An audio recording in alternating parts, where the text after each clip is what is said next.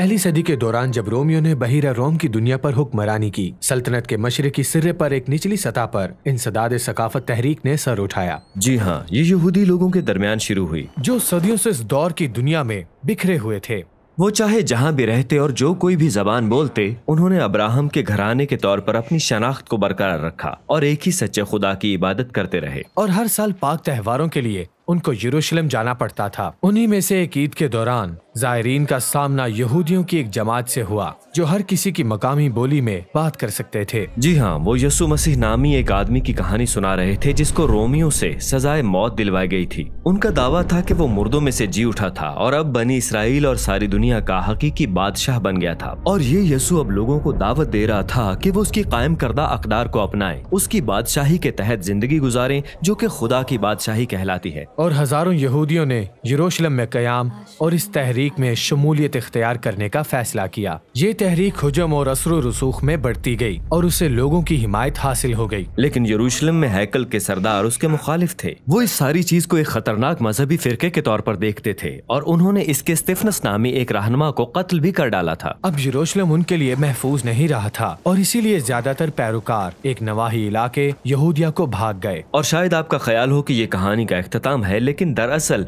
ये सानहा तहरीक के यरूशलेम से बाहर फैलने का रास्ता बन गया। यहाँ से आमाल की किताब का दूसरा हिस्सा शुरू होता है। प्रागंदा पैरोकार सामरिया जैसी जगहों पर जा छुपे जहाँ उनके पुराने दुश्मन रहते थे। जी हाँ, और लूका हमें बताता है कि किस तरह गैर मुतवक्के अक़साम के लोगों ने यसु मसीह की पैरवी शुरू कर दी। मसलन सामरिया से एक जादूगर ने, जिसको सीखना पड़ता है कि यसु मसीह का रास्ता ताकत हासिल करने के मुतालिक नहीं बल्कि दूसरों की खिदमत के लिए इसे तर्क करने के मुतालिक है। एक हबशी वजीर की भी कहानी है जो फिलिपुस के साथ यसाया नबी के सहीफे पर बातचीत करने के बाद तहरीक में शामिल होने का फैसला करता है। जी हाँ, यसु मसीह अपने कहने के मुताबिक अपनी तहरीक को यहूदी और सामरिया तक फैला रहा है, जो कि बहुत बड़ी बात है। लेकिन वापस यरूशलेम में हमारी मुलाकात तरसुस के साउल से होती है। वो उन मजहबी रहनुमाओं में से है जो इस नई तहरीक के मुखालिफ है और वो यसु मसीह के पैरोकारों को ढूंढ ढूंढ कर गिरफ्तार करवा रहा है। ये एक जालिम आदमी है। लेकिन इसके बारे में उसी के नुक्ता नजर से सोचें। माजी में बनी इसराइल का गैर माबूदों और झूठे नबियों की तरफ रुजू लाना उनकी तबाही का सबब बना था। उसको यकीन था कि वो उन लोगों से छुटकारा हासिल करने से बनी इसराइल को तहफ्फुज और खुदा को इज्जत दे रहा था। और फिर साउल सुनता है कि तहरीक शुमाल में दमिश्क तक फैल गई है और वो मजीद पैरोकारों को ढूंढकर गिरफ्तार करने के लिए उधर का रुख करता है। और रास्ते में साउल का सामना अचानक जी उठे हुए यसू से हो जाता है। यसू साउल से पूछता है कि वो उसे क्यों सता रहा है और फिर यसू से हुक्म देता है कि उसे अब से बनी इसराइल और दीगर अक़वाम में मसीह की नुमाइंदगी करनी होगी। और साउल शशदर और बेजुबान रह जाता है और इस तरह वो दमिश्क आ जाता है। लेकिन अब वो यसू की उसी खुशखबरी का ऐलान कर रहा है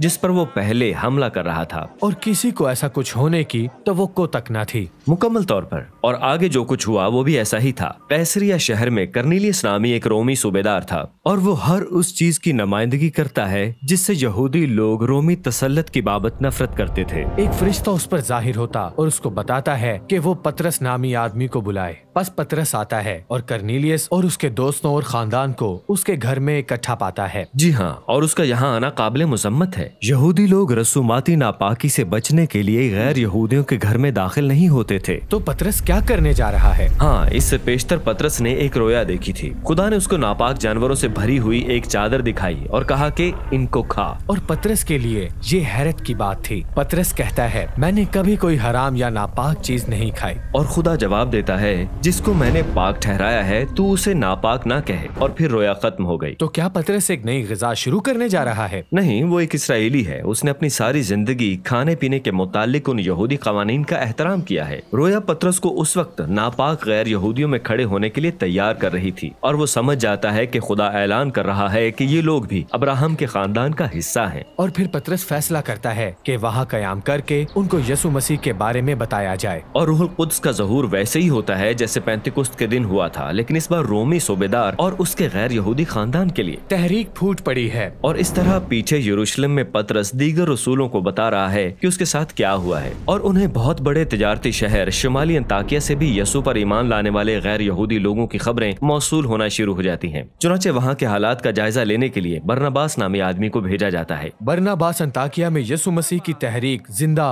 और तवाना पाता है और उसको पता चलता है कि उसमें सारी दुनिया के लोग शामिल हैं। और इस तरह बरनबास साउल को बुलाता है कि आकर 1 बरस के लिए उसके साथ अंताकिया में काम करे। वो वहाँ के लोगों के दरमियान रहकर उन्हें तालीम दे रहे हैं और तहरीक को बढ़ते हुए देख रहे हैं। अंताकिया की मसीही जमात यसु मसीह की पहली बैनुल अक़वामी जमात थी और यहीं पर यसु मसीह के पैरोकार पहली बार मसीही यानी मसीह वाले कहलाए। और इस तरह यसु मसीह का तरीक यरूशलेम में यहूदी मसीही जमात से बदलकर कसीरुन नस्ल लोगों की तहरीक बन गई और दुनिया में फैल गई। उनका ईमान एक जैसा था। ये तमाम कौमों के बादशाह मसीह मसलूब की खुशखबरी पर मरकूज था। लेकिन वो पैगाम और नई जिंदगी का रास्ता उनके आसपास रहने वाले आम रोमी बाशिंदों को उलझा रहा था, बल्कि खौफजदा कर रहा था। और इस तनाजे का नतीजा हम आगे जाकर देखेंगे जब ये तहरीक आलमगीर बनती है या जैसे यसु मसीह ने कहा था जमीन की इंतहा तक पहुँचती है।